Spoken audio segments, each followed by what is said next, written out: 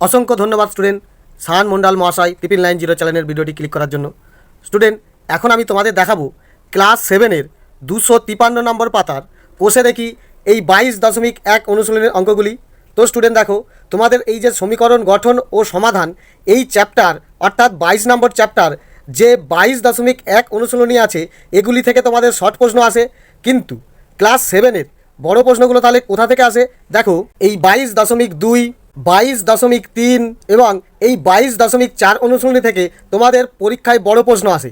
ওকে, তো এই বড় প্রশ্নগুলো যখন আমি আপলোড করব তখন তোমার কাছে প্রথমেই নোটিফিকেশান যেতে হলে কি করতে হবে, প্রথমেই তোমাকে এই পাশে দেওয়া সাবস্ক্রাইব বাটনটি ক্লিক করে রাখতে হবে। ওকে, এবার চলো আমরা 22.1 অনুশীলনীর অঙ্কটি দেখো। এই 22.1 অনুশীলনী তাহলে অঙ্কগুলি কি আসে, শর্ট প্রশ্ন আসে। এই শর্ট প্রশ্নগুলোও করতে হলে তোমাকে এই অনুশীলনীতে অঙ্কগুলি জানতে হবে। আর 22.2, 3 এবং 4 এই অনুশীলনী করতে হলেও বেসিক নলেজ হিসাবে এই 22.1 অনুশীলনীর অঙ্কগুলিও তোমাদের জেনে রাখা অবশ্যই দরকার। তো চলো প্রথমের অঙ্কগুলি কি বলছে আগে দেখো।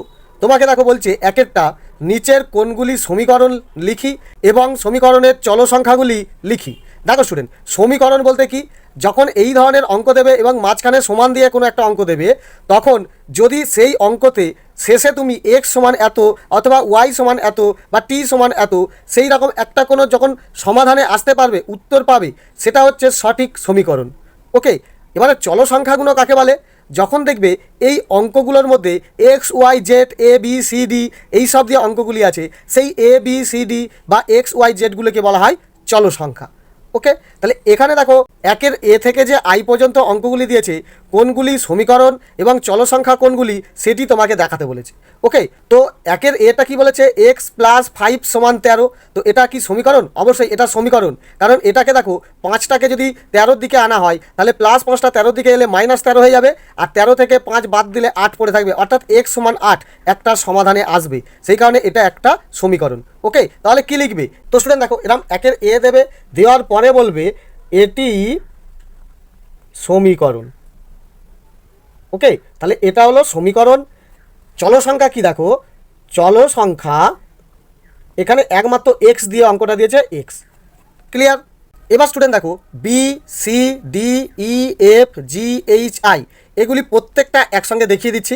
তো দেখো পাশে ছবিটা দেখতে পাচ্ছ, তো বি এরটা কী দেবে, বি এরটাও দেখো এটাও একটা সমীকরণ, লিখবে এটি সমীকরণ, কারণ এটাকেও যদি আমরা অঙ্ক করি তাহলে এরও কিন্তু একটা মান পাবো।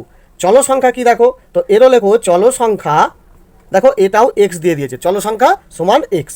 ওকে, সি এরটা দেখো, সি এরটা দিয়েছে দেখো 3t সমান 21, তাহলে এখানেও দেখো টি সমান 3টা নিচে চলে এসে 7 উত্তর পেয়ে যাব, তাহলে এটিও আমার সমীকরণ, অর্থাৎ দেখো এটি সমীকরণ।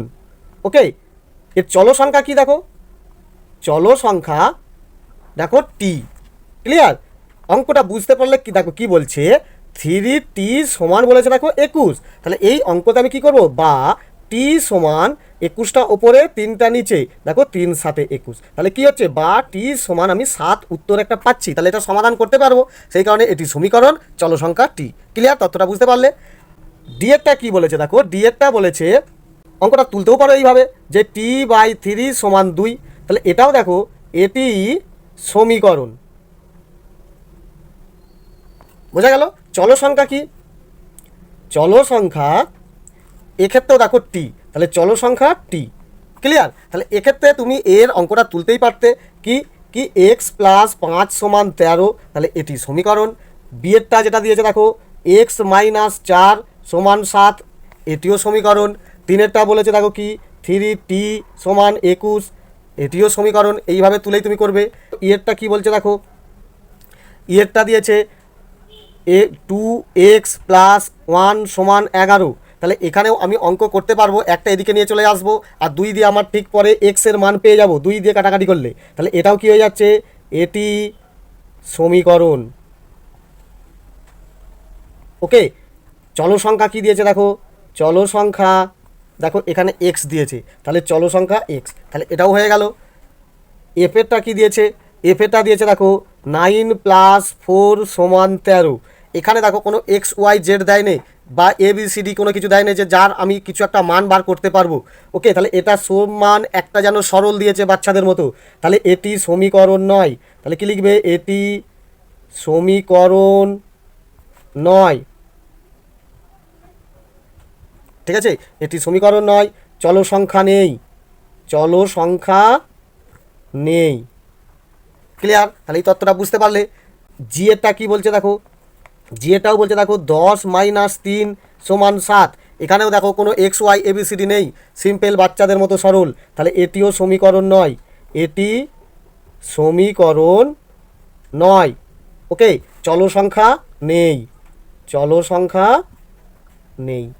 তাহলে বোঝা গেল? তাহলে এই অঙ্কটা তুলে যদি তোমাকে 1 নম্বরের এই ধরনের জানতে চাই, এটি সমীকরণ না সমীকরণ নয়, চলো সংখ্যা কি, এই ধরনের যদি শর্ট প্রশ্ন জানতে চাই, তাহলে তো বুঝতেই পারছো কীভাবে সহজভাবে করে দেবে, আর 1 নম্বর তখন পাওয়াটা কোনো কঠিন নয়। বোঝা গেল?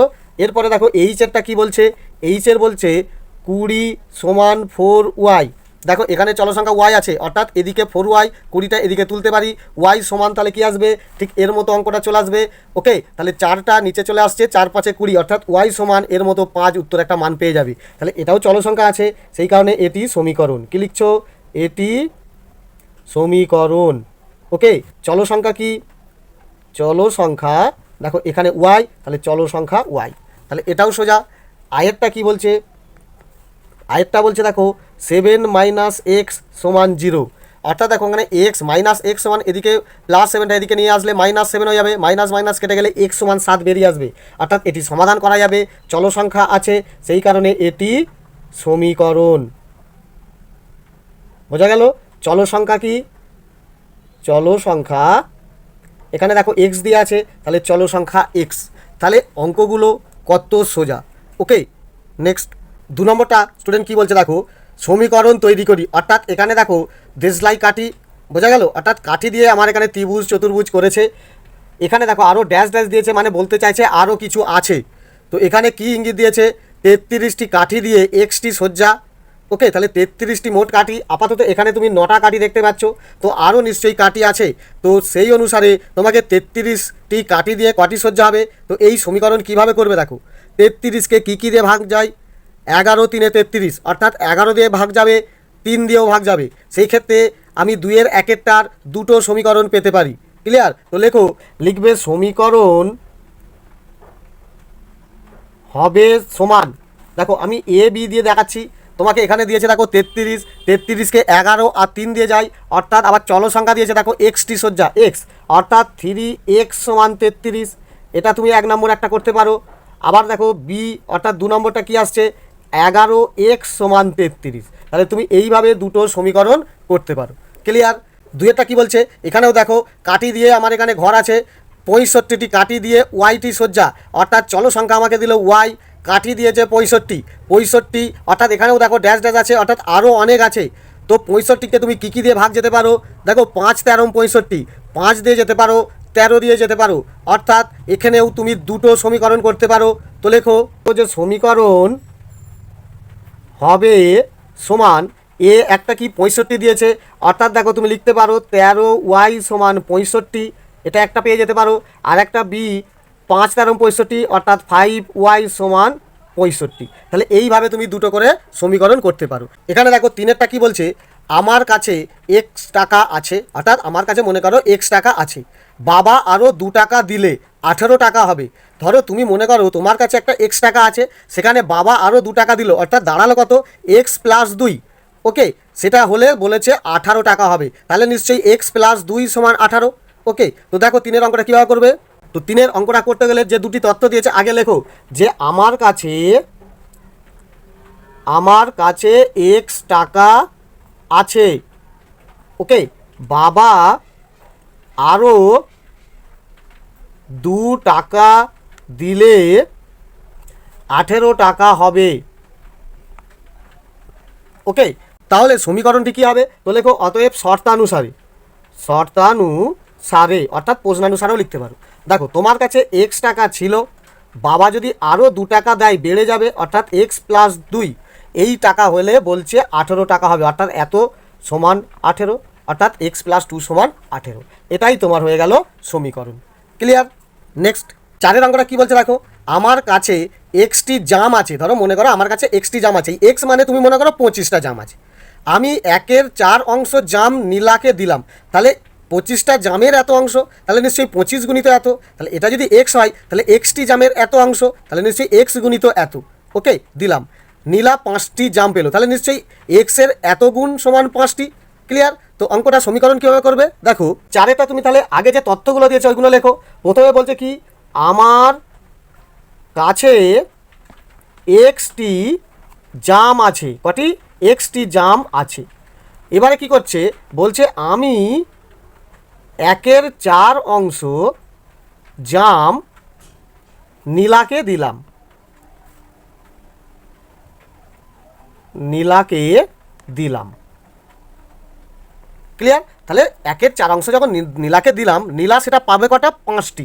ওকে, আর তাহলে এখানে লেখো যে অতএব নীলা পেলো 5টি জাম। ওকে, তাহলে শর্তানুসারে কি আসবে? তাহলে লেখো যে অতএব শর্তানুসারে, শর্তানুসারে দেখো আমার কাছে এক্সটি জাম ছিল, এক্সের আমি 1/4 দিলাম, অর্থাৎ এখানে গুণ আসবে। ওকে, এইটা হিসাব করলেই বলেছে নীলা 5টি জাম পেলো সমান 5। ক্লিয়ার? তাহলে এই অঙ্কটা কী করবে, বা দিয়ে নিশ্চয়ই আর কাটাকাটি যাবে না, তাহলে ওপর গুণ করে দাও, x/4 সমান 5। ব্যাস, এটাই তোমার সমীকরণ হয়ে গেল। ক্লিয়ার? অর্থাৎ তোমাকে আগে তথ্যগুলো লিখতে হবে। যদি সোজা শর্তানুসারে বলে এই সমীকরণটা লিখে দাও, তো স্যার হয়তো ভাববে যে অঙ্কটাই আসলে কী ছিল যে সমীকরণটা বসিয়ে দিল, তাহলে স্যারকে সেই কোশ্চেন পেপারটার দিকে তাকাতে হবে। যদি তুমি এই তথ্যগুলো লিখে সমীকরণটা লেখো, তাহলে স্যারকে আর কোশ্চেন পেপারের দিকে তাকাতে হবে না, সোজা পড়বে, অঙ্কটা বুঝতে পেরে যাবে, রাইট দিয়ে দেবে। ওকে, এরপর স্টুডেন্ট 3 দাগের অঙ্কগুলি কী বলছে দেখো, এটি তোমার শর্ট কোশ্চেনে একদম আসতেই পারে, তো তথ্যগুলো জেনে রাখো। নিচের ছকটি পূরণ করি, সমীকরণ এখানে দিয়ে দিয়েছে, চলমান অর্থাৎ চল সংখ্যাগুলি এখানে দিয়েছে, আবার মানও দিয়ে দিয়েছে। তো এখানে যে তথ্যগুলো জানতে চাইছে দেখো, যেখানে ফাঁকাগুলো আছে এটা তোমাদের থেকে জানতে চাইছে। এই অঙ্কগুলো করলে সমীকরণ সম্পর্কে তোমার বেসিক নলেজটা হয়ে যাবে। তো অবশ্যই মনোযোগ দিয়ে দেখো, পরবর্তীকালে 22.2, 3 এবং 4-এর যে অনুশীলনীগুলো করাবো তোমরা আগে থেকেই অনেক কিছু জেনে থাকবে। ওকে, তো দেখো এখানে বলছে চলের মান সমীকরণকে সিদ্ধ করছে না করছে না, অর্থাৎ এখানে এক্স মানে যে 5 বেরোলো সেটা কি ঠিক? এখানে দেখো এই অঙ্কটা যে প্রথমেটা দিয়েছে, এই সমীকরণটা যদি আমি করি, এক্স সমান কি 5 হবে?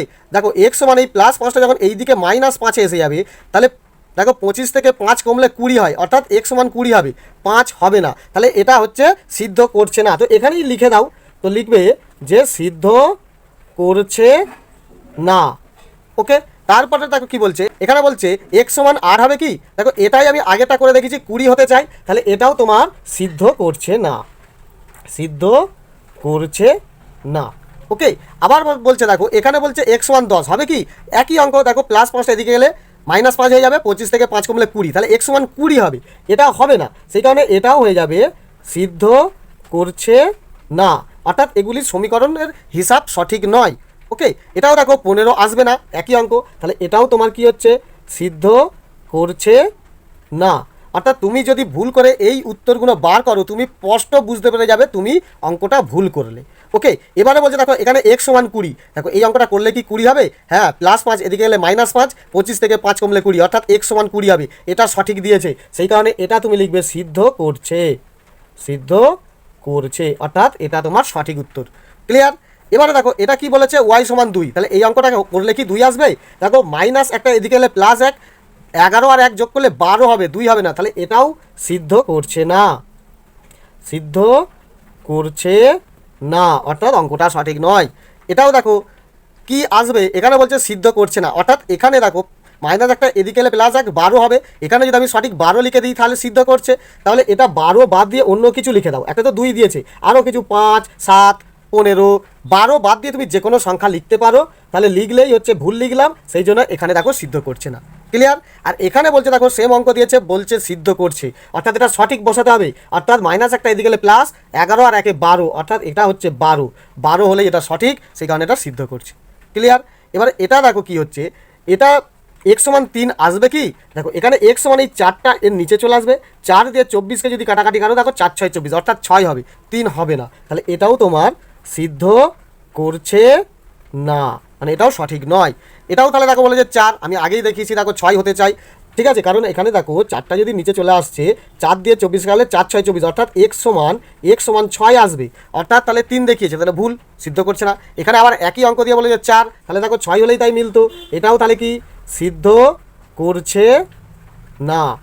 এখানে দেখো বলছে সিদ্ধ করছে, অর্থাৎ সঠিক উত্তরটা কি আসবে, এরকম দেখো সেম টু সেম হলে x সমান 6 আসতে চাই, তাহলে x সমান 6 যদি আসে তাহলে এই সঠিক উত্তর সিদ্ধ করছে। ক্লিয়ার? তাহলে এই ছকটা সঠিকভাবে বুঝতে পারলে। ওকে, নেক্সট 4 দাগের অঙ্কগুলি কি বলছে দেখো, নিচের ছকগুলি, এই যে ছক দেখতে পাচ্ছ এই ছকগুলি পূরণ করি। এখানে তোমাকে পূরণ করতে বলছে চল সংখ্যার কোন মানের জন্য সমান চিহ্নের দুদিকের মান সমান হচ্ছে সেটিকে গোল চিহ্ন দিতে বলেছে। অর্থাৎ এখানে বলেছে দেখো p + 12 সমান 20।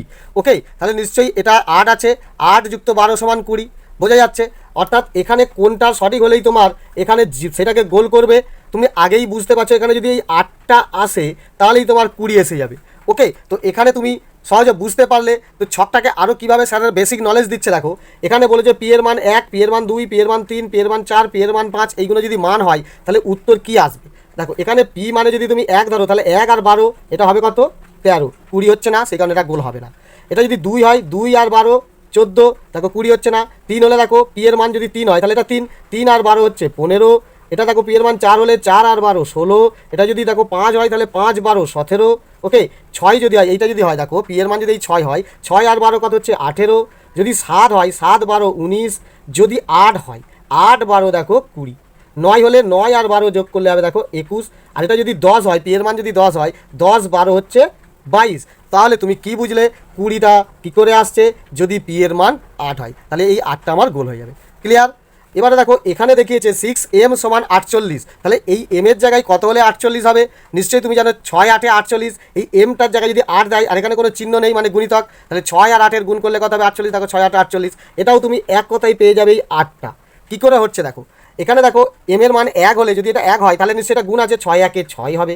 যদি 2 হয় দেখো 6 2 12 হবে। যদি 3 হয়, m এর জায়গায় যদি 3 বসতো তাহলে 6 3 18 হচ্ছে। যদি 4 হতো 4 6 24 হবে। যদি 5 হতো 5 6 30 হবে। 6 হলে 6 6 36 হবে। 7 হলে 7 6 42 হবে। 8 হলে 8 6 48, মিলে যাচ্ছে। 9 হলে দেখো 9 6 54। আর 10 হলে দেখো 10 6 60, অর্থাৎ 48টা কিসে আসছে এই 8-এ, তাহলে 8টা গোল হয়ে যাবে। এখানে একটা সমীকরণ দিয়েছে t/5 সমান 2, তাহলে নিশ্চয়ই টি এর মান কত হলে 2 আসতো। এখানে দেখো টি এর জায়গায় যদি আমি 10 বসাই, এটা যদি 10 হয়, 5 দিয়ে 10কে কেটে গিয়ে 5 দিয়ে 10 অর্থাৎ 2 আসতো। তাহলে তুমি এখানে বুঝতেই পারছো এটা 10 হবে। কি করে হবে দেখো, এখানে দেখাচ্ছে দেখো টি এর মান যদি 1 হয় তাহলে 1কে আর 5 দিয়ে যাবে না, তাহলে এটা 1/5 হবে। ওকে, এটা যদি টি এর মান 2 হয় তাহলে 5 দিয়ে 2কে যাবে না, তাহলে 2/5 হবে। 3 হলে এটাও দেখো 3/5 হবে, 5 দিয়ে 3কে যাবে না। 4 হলে কি হচ্ছে 4/5 হবে। 5 হলে কি হবে দেখো, উপরে যদি 5 হয়, 5 দিয়ে 5কে কাটাকাটি করলে দেখো 5 1 5। ক্লিয়ার? এবার যদি 6 হয় তাহলে 6/5 দিতে পারো, বা 1/1 দিতে পারো। ওকে, বা তুমি এরকম দিয়ে দেবে 6/5। ওকে, যদি 7 হয় 7/5, এটা ভাগ করলে ভাবে 1/2 এটা যদি 8 হয় তাহলে কি হচ্ছে 8/5 ভাগ করলে এর মতো উত্তর পাবে কি 1/3। ক্লিয়ার? যদি 9 হয়, 9/5 হয় তাহলে কি হচ্ছে 1/4।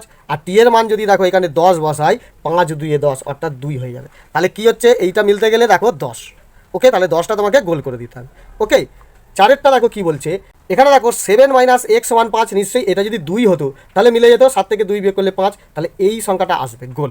কী করে হচ্ছে দেখো, এটা যদি x এর মান 1 হয় তাহলে 7 থেকে 1 কমলে 6, দেখো 7 থেকে এই 2টা কমলে 5, 7 থেকে 3 কমলে হবে 4, 7 থেকে 4 কমলে হবে 3, 7 থেকে 5 কমলে হবে 2, 7 থেকে এই x এর মান যদি 6 ধরি, 6 কমলে হবে 1, 7 থেকে যদি 7 ধরি, xটাকে 7 ধরি তাহলে হবে 0, 7 থেকে যদি xটাকে 8 ধরি তাহলে হবে দেখো তোমার -1, তাহলে 8 বড় হয়ে যাবে -1, 9 ধরলে x সমান তাহলে কি হচ্ছে -2, আর 10 ধরলে কি হবে -3। ওকে, তাহলে তোমার এখানে 5টা মিলছে কোথা, এইটাই, তাহলে 2টা তোমার গোল হয়ে যাবে। ক্লিয়ার? এবারে দেখো 5এর অঙ্কগুলি কি বলেছে। 5এর অঙ্কগুলি এখানে সমীকরণ দিয়েছে, বীজে গোল করি, মানে কোন বীজটা x এর মান বা y এর মান বা t m p যে চলসংখ্যাগুলো দিয়েছে, এই চলসংখ্যার কোন মানটা হলে এখানে সঠিক উত্তরটা হয়ে যাবে। এখানে দেখো 5 দিয়েছে, তাহলে নিশ্চয়ই এটা x এর মান যদি 1 হয় তাহলে 2 1 2, 2 আর 3 যোগ করলে 5, তাহলে এইটা নিশ্চয়ই 1 হবে, একটাকে তুমি গোল করে দাও। আচ্ছা, এখানে বলছে 15, তাহলে y এর মান কত হলে 15, 9 তো আছে, এটা যদি 6 হয় তাহলে 9 6 15, তাহলে নিশ্চয়ই এই 6টাকে গোল করে দাও। y এর মান যদি আমি এখানে 6 বসাতাম তাহলে 6 আর 9 যোগ করলে 15 হয়ে যাচ্ছে। ক্লিয়ার? তাহলে খুব সহজ বেসিক নলেজগুলো। এখানে দেখো 19 বলছে, নিশ্চয়ই এটা কত আছে, নিশ্চয়ই 4 আছে। দেখো 5 4 20, 20 থেকে 1 কমলে 19, তাহলে এক্সের মান যদি 4 হয় তাহলে এই উত্তরটা মিলে যাবে। ওকে, এখানে দেখো টি এর মান কত, নিশ্চয়ই দেখো 8, এখানে কোনো চিহ্ন নেই মানে গুণিতক, তাহলে টি যদি আমি 10 ধরি তাহলে 8 10 80 মিলে যাবে, তাহলে এখানেও উত্তর হয়ে যাচ্ছে এই 10টা। ওকে, এখানে দেখো 15 আছে, নিশ্চয়ই 3 5 15, এম এর জায়গায় যদি আমি 5 হতো তাহলে 3 5 15 গুণ হয়ে গিয়ে তোমার 15 হতো, তাহলে এটাও দেখো তোমার এই 5টা। ওকে, আর এখানে দেখো 6 এর সঙ্গে কত গুণ করলে 36 হবে, নিশ্চয়ই পি এর জায়গায় যদি 6 বসাই তাহলে 6 6 36, তাহলে পি এর মান এখানে হয়ে যাবে 6। ওকে, তাহলে এই অনুশীলনের অঙ্কগুলো কিচ্ছু নেই, খুবই সোজা, বেসিক নলেজগুলি আশা করি বুঝতে পারলে। ভিডিও ভালো লাগলে অবশ্যই লাইক করে দিও।